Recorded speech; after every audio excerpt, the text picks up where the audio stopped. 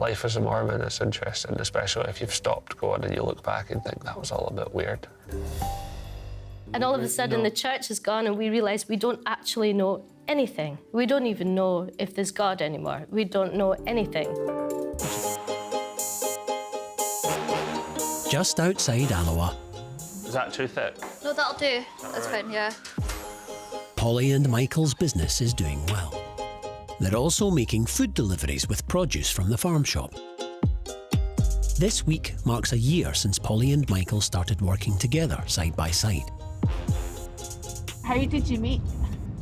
Met through the church, and Polly was there one day, and we just started messaging and stuff like that. So that's how I met Polly. I remember meeting her family and thinking, holy cow. In Mormonism, it's quite strict with boyfriends and girlfriends, especially at a young age. Parents can be strict, and Roy and Emma, especially Emma, was pretty strict and worried about me coming round or staying over, like really strict about me staying over. It's like obviously different rooms, and yeah, but I think they liked me. So Roy let me marry her, so I think it was fine. I think they were just desperate to get rid of loads of them. Roy and Emma left Mormonism after gradually losing faith in some of its teachings and have struggled to adapt to life outside the church. That's my house over there, where I grew up. That's why this weekend they're travelling to the West Midlands to attend a conference mostly for ex-Mormons. I'm excited to get away from the kids. That's always the biggest thing. When you come back in at 7 o'clock. And event organisers, husband and wife Julian and Laura, are waiting for their arrival. Mormonism is a high-demand religion. They're like another family. And so when you move away from that, it's like a bereavement. And so you go through all the normal stages of grief and cycle round on that. And so Sunstone is one of the places that you can come to find somebody that understands that. Thank you for coming. I'd like to, those of you that don't know, I'd like to introduce Roy and Emma. Thank you so much for coming all the way from Scotland. The title of this session is Post-Mormon Parenting. We both were from big families. Roy was one of 9 and I was one of 8, and we grew up with the... Both grew up Mormon. We're born under the covenant. Fundamentalist Mormon. And it has come with its own complications, you know, I mean, having so many children. Mm-hmm. On average, Mormons have 3.4 children in their lifetime, well above the 1.7 of an average UK family, and higher than any other religious group. Many as the Lord blessed us with. Life as a Mormon is interesting, especially if you've stopped going and you look back and think that was all a bit weird. Anyway, I better go and take this delivery in. I was so intrinsically taught that the way that I succeed in life is to be this insanely amazing parent. You do feel that that's your main job. The pressure really that put on me was awful. Yeah. It was so The conference participants are sharing their experiences. And all of a sudden the church is gone and we realise we don't actually know anything. We don't even know if there's God anymore. We don't know anything. Which is having a positive effect on Roy and Emma.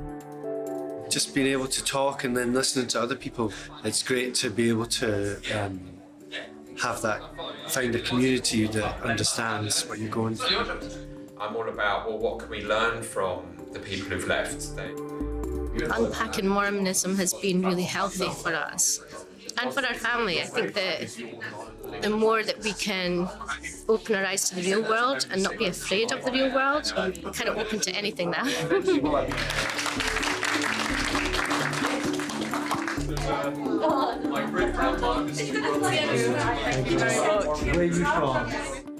With the formalities out of the way, the conference starts to unwind. As Mormons, the group have mainly abstained from alcohol their whole lives, and many will have never been to a bar or nightclub until tonight. Some of them are going down to a bar in the town, and so we're going to go with them. You know, we are kind of going out into the world, basically. That's what we're doing, isn't we? We're mixing with the heathens. Yeah. Thank you so much. It's been a fantastic day, and we'll see you all in the morning.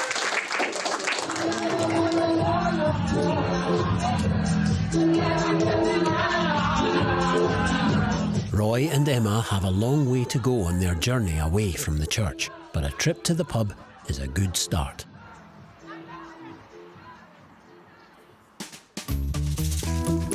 We can put some tents over here. In Clooney, Roy's car is the first to arrive at the loch they're hoping to camp beside. It's not stony like the other ones, it's a bit more muddy.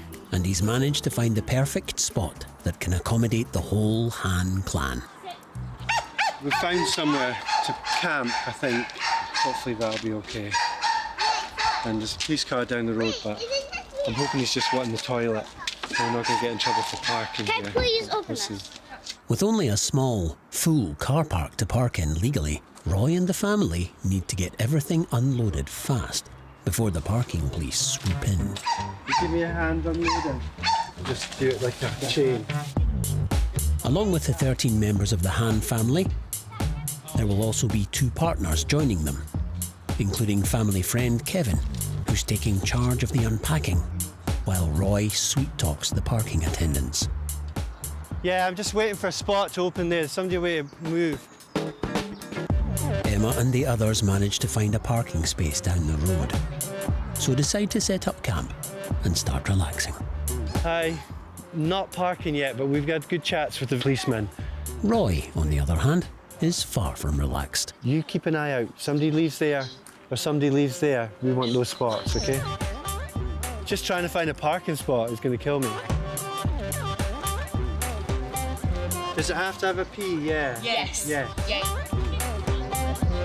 But using the patience that only a man with 13 kids has, Roy finally finds a place. I'm in the parking spot. Bye. And wastes no time joining the party. Roy's always had that survivor thing. He just kind of has that, if it's not working, I can try and find a way to fix it. Not necessarily very well, but... I'm not really somebody who drinks beer, so this is different for me. I tend not to drink it. I'm going to try it, but... Mormons don't drink alcohol, so...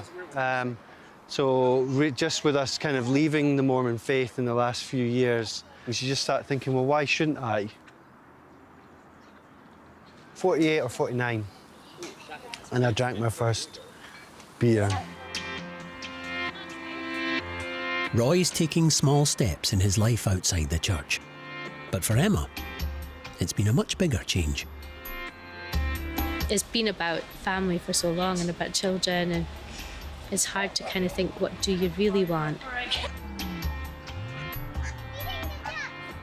I guess there was a sacrifice there because I stayed home with the kids. I didn't really see it as a massive sacrifice. And now I guess I think I probably do see it as a sacrifice, and I see that I don't really have an education, I don't really have a career, I don't have any real goals and ambitions to pursue anything. Although I would like to, have achieved something more, even just for the example for my kids. But a lot of that was down to our Mormon upbringing, our beliefs, and felt I was doing the right thing. I think it is a good thing to have something else, and it probably is something that I've missed out on for a long time. I don't have a whole social life outside of family.